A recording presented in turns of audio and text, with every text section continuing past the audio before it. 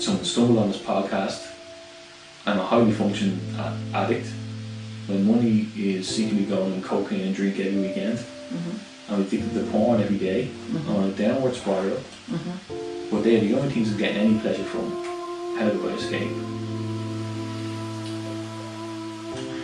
Well, it's looking at what is the drug fulfilling in you.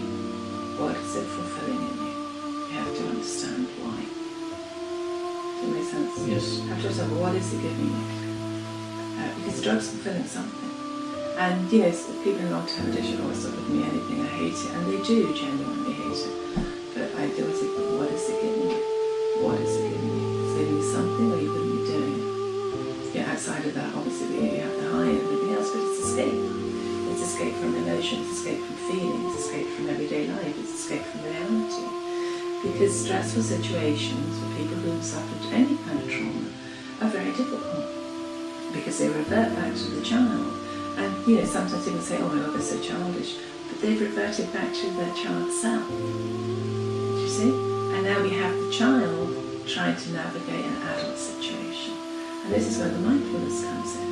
Because if they breathe, and you know, I mean, it used to be a running joke with a lot of my clients, oh God, here she goes with breathing again.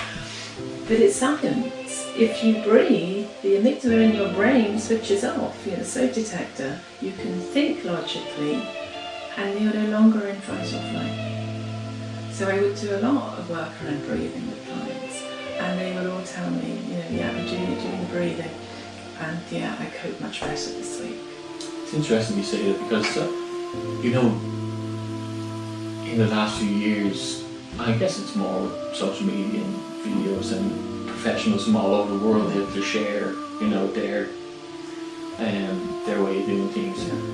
But like you talk about breathing, you talk about Wim Hof was someone who was important for you, you know, still is, so people know what it is. And you know, a lot of people do them kind of things themselves, like they do cold water and do the breathing, and it really does help. Oh, 100%. Even for, I found, if you're wrecked tired and you know your mind's not working right, you feel like you can't get enough water, and you're trying to wake up, the coffee's making you shaky, you know it's not. But lying down, even if you can't sleep, and doing that breathing exercise, big inhales and exhales and holding it, it's supposed to reset your whole nervous system. Oh no, completely. It's exactly what it does. And you see, people in trauma, their central nervous system is oversensitized. You know, so they're constantly going into fight or flight without even realizing that they're doing it. But it's interesting with what you're saying about the ice bath, because it's an idea I'm thinking about at the moment. Actually, is I'm toying with the idea of putting together a cocaine recovery group, and we're in the middle of doing the sensory garden that we were fortunate enough to get funding for. So I'm considering putting in an ice tub to do at the beginning of the program. So I'm playing around with the idea at the minute, but I've run it past a few clients and they all seem very interested in it. Because, you know, cocaine gives you the dopamine hit for 20 minutes max.